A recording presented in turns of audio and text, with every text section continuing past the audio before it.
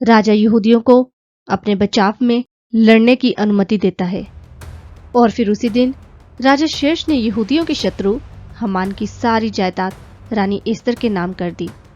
मोर्दकाय को राजा के सामने लाया गया क्योंकि एस्तर ने राजा को बता दिया था कि मोर्दकाय उसका रिश्तेदार है। तब राजा ने हामान से ली गई राज की अंगूठी अपनी उंगली से उतारकर मोर्दकाय को सौंप दी और रानी एस्तर ने भी मोर्दकाय को हामान की सारी संपत्ति का अधिकारी ठहरा दिया। इसके बाद एस्तर फिर से राजा के पास गई और राजा के चरणों पर गिरकर वो रोते हुए राजा से ये प्रार्थना करने लगी और उसने राजा से कहा कि वे अगागी और हामान की उस बुरी योजना को खत्म कर दे जो योजना उन्होंने यहूदियों के विरुद्ध रची थी। तब राजा ने अपने सोने का राजदंड एस्तर की ओर बढ़ाया।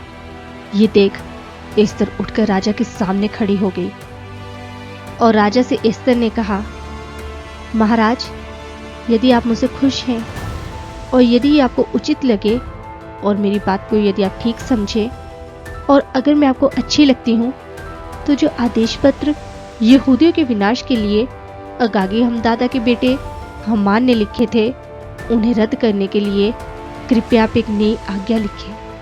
भला मैं अपनी जाति पर आने वाले संकट को कैसे देख सकती हूँ और अपने रिश्तेदारों के सर्वनाश को मैं कैसे सहन कर सकती हूँ। तब राजा शेष ने रानी एस्तर और यहूदी मोर्दकाय से कहा, मैंने हामान की संपत्ति एस्तर के नाम कर दी है और हामान को दंड देते हुए उसे फांसी पर लटका दिया गया है क्योंकि उसने यहूदियों के विरुद्ध हाथ उठाया था। इसलिए मोर्दकाय, अब तुम राजा की ओर से जैसा भी ठीक समझो यहूदियों से संबंधित एक राजाज्ञा लिखो और उस पर राजा की राजकीय अंगूठी की छाप लगा दो, क्योंकि जिस किसी आज्ञा पर राजा की राजकीय अंगूठी की छाप लगी होती है उसे बदला नहीं जा सकता। और तब मोर्दकाय ने राजा शेष की आज्ञा के अनुसार एक नई आज्ञा लिखकर उस पर अंगूठी की मोहर लगा दी और ये चिट्ठी घोड़ों पर डाकियों के द्वारा भेज दी गई। ये सभी घोड़े उच्च कोटि के राजकीय सुरक्षा के घोड़े थे।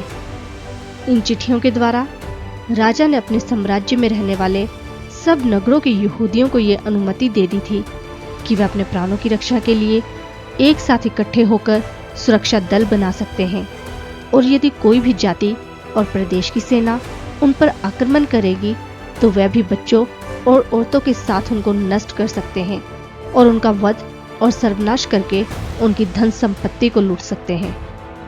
इधर मोर्दकाय राजा के दरबार से बाहर निकला। वह नीले और सफेद रंग की राजकीय पोशाक पहने हुए था। उसके सर पर सोने का बड़ा मुकुट था। वह महीन और बैंगनी रंग की चादर ओढ़े हुए था। उसे देखकर शूशन नगर के नागरिक जय जयकार करने लगे, क्योंकि इस समय यहूदी लोगों पर नई ज्योति का उदय हुआ था। वह खुश और आनंदित थे।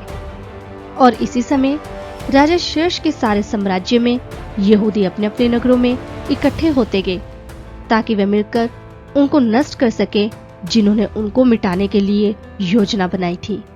और इस समय तक कोई भी यहूदियों का सामना करने में सफल न रह सका, क्योंकि सारे लोगों पर यहूदियों का भय छा चुका था।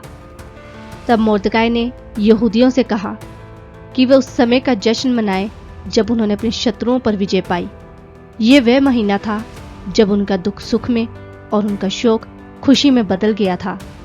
और उन्होंने इन दिनों को खुशी के समय के रूप में मनाने के लिए पत्र लिखे और वे चाहते थे कि लोग अच्छे भोजन का आनंद उठाएं और उनमें से हर कोई एक दूसरे को अच्छे पकवानों के रूप में उपहार का लेन देन करे। और वह चाहता था कि वे गरीब लोगों को भी उपहार दें। और तब से ये पर्व मनाया जाने लगा और इसे पुरीम का पर्व कहा जाता है।